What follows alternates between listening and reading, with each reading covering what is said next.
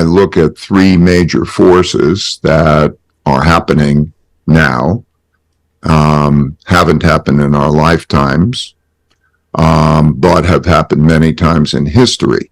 And those three major forces are the creation of a lot of debt and the printing of a lot of money to buy that debt, particularly because the government is running large deficits, and so they don't have enough money, so that government has to print that money. So that creation of all of that debt and its financial implications and its economic implications is one force.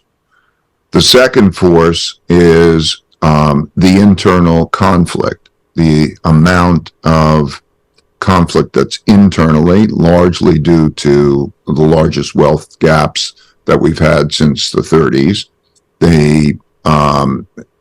And that produces populism of the left and the right, particularly when there are financial difficulties. The third force is the rising power, challenging the existing power, largely in the form of China and to some extent Russia.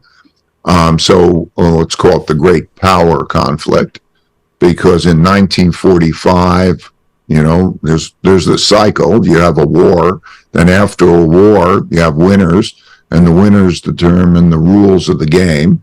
And then there's this evolution of others becoming more competitive, and then you have a conflict again for who's in control. So we have that dynamic taking place. So those three influences, the financial, the internal conflict, external conflict influences, are having a dominant influence. I learned before that when I was surprised, often it was because of things that hadn't happened in my lifetime before, but happened in history. Because of that reason, I went back and studied history, the last 500 years, on these cycles. There are big cycles that last about 75 years, give or take about 50 years, and of rises and declines. And I put that out because I think it's so important people understand that. I put it out in a book called The Changing World Order and in a free video called The Changing World Order. So when we look at each one of those, they're important. I also learned in studying history that there were two other influences that were very big, and you could see them. The first was acts of nature, such as droughts, floods, and pandemics. The changes over time in the evolution over time of people's learning and the technologies they make. So I'd say there are the really five big influences that drive everything, and they are the money and debt, economic influence, the internal conflict, the external conflict, the nature influence, and the, let's call it the technology influence. So as we go now into this, it's important. Again, I put it out as a free video on YouTube so that people could see it easily. And when we get into whatever we're going to talk about, it'll be certainly in the context of those things. And since they each affect each other, it produces what I call the big cycle. I want to talk about the mechanics, really. I'm so eager to pass along an understanding of the mechanics so people themselves can do the analysis. So one man's debts are another man's assets. Okay, so what happened? The government had to sell a lot of debt. And when it sold a lot of debt, there were a lot of entities that bought a lot of bonds, government bonds. And money was very easy, which meant that short-term interest rates were very low. And money was actually being given away because they had interest-only loans and interest rates were less than 1%. And you didn't have to pay back principal. So you could go get money And so that created a lot of debt, and it created a lot of buying of government bonds. So what happened to Silicon Valley Bank is what happened to many entities all around the world, not just banks. They what does a bank do? A bank takes in deposits, typically, or debt in some way, and then it buys debt. It can do that in the form of making a loan, or it could do that in the form of buying a government bond, buying debt. And then when interest rates went up, the value of that debt went down. The money they had to give to depositors became more and more expensive. And also depositors, wanting them to be competitive, looked at money market rates or other rates and withdrew money from the bank because they had better uses. Okay, so what that leaves them with, it's a banking problem that has happened literally for thousands of years. That what they do is the depositors, want their money back, and they're holding assets that are, in this case, have gone down in value. So they're broke. Exactly. I think you said it very well. You're allowed to be in the business. Let's call it 1/10. It's actually less than 1/10 is your money. Whoa. But let's call it 1/10. You have a certain amount of money up. They give you the deposits. You invest the money within these general guidelines. So, for example, government bonds are safe from default. So you buy the government bonds. You think you're making a spread. And then what happens is the government bonds go down in value at the same time as the people say, hey, I want to go take my money and put it someplace else. So you don't have enough money. And central banking works like that, except the government can print the money. So the risk when it's the government is not that you won't get the money back unless, like in this particular case, for a bank, it goes down in value, so you ain't going to get that back. You're going to sell it. But anyway, you described it very well. What happens for the economy as a whole is then they print the money because they don't want defaults. There's a tolerable amount of defaults, and then you get past a tolerable amount of defaults, and it just crushes everything. And so they print the money. Okay. And so this thing with the bank is not a Silicon Valley Bank is a loan issue. It's not a banking issue.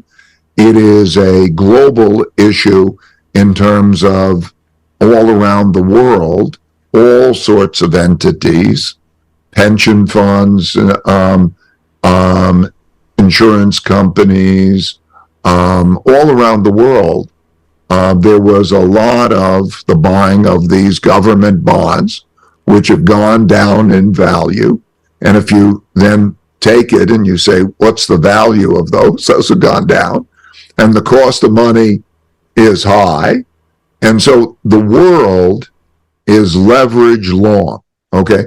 Long, meaning they own stuff and they borrowed money to own it, and it's going down in value. I think it's pretty easy to judge on an intermediate or longer term basis because there's a choice, right? The big issue is, the government can come in and print the money and give money to anybody they want to give money to. But when they do that, that typically devalues the money. So think about it, if you're holding a bond, you got a claim on money. But the claims are too much. So one way or another, you're either not going to get back that money in full, or you're going to get back money that's worth less. Well, right now, I couldn't give you the exact number off the top of my head, but there's household debt, um, corporate debt, and government debt. Well, that's right, but it's not expected to pay it off in a year. Sure. I want to go back to my main point to make this clear. If you're holding that debt, you are holding something that money will come back. Let's say and the government can print the money, but if the money's hard, if that's going to be good money that's coming back, it's going to be hard for those entities to pay back because it's a lot relative to their income and cash flows to pay it. And that means that the default risk rises. However, because you're holding that, it means that the debt will be bad one way or another. It's either bad because they don't pay it, it needs a haircut for them to pay it, or because they do pay it with money that is going to be printed to come back. So when you look at that, and that problem occurs when there's a lot of debt assets and a lot of debt liabilities. So think of it this way, just want to make this clear. When there was the position that interest rates got a lot below the inflation rate, you're losing buying power. There's no good reason to own that. And there's a change in psychology because before there was, I own bonds. The bonds go up in value as interest rates go down. So I'm getting a price appreciation, even though I'm getting, let's say a low interest rate, but inflation isn't a problem until it's a problem. Then when it's a problem, because they print so much money and they put it out, then inflation goes up and a light bulb goes off. That light bulb used to be, okay, how much am I earning? Okay, I'm not earning much, but it's okay. The price of the bond or whatever's gone up, but anyway, I'm holding it and it's safe. And then people realize it's not safe because I'm losing money to inflation. So now you have the central bank wanting to rectify that imbalance by, real interest rates were minus 1.7%. Yes, if I look at inflation index bonds as an indicator, or other indicators, I'm losing percentage points to inflation by holding that bond.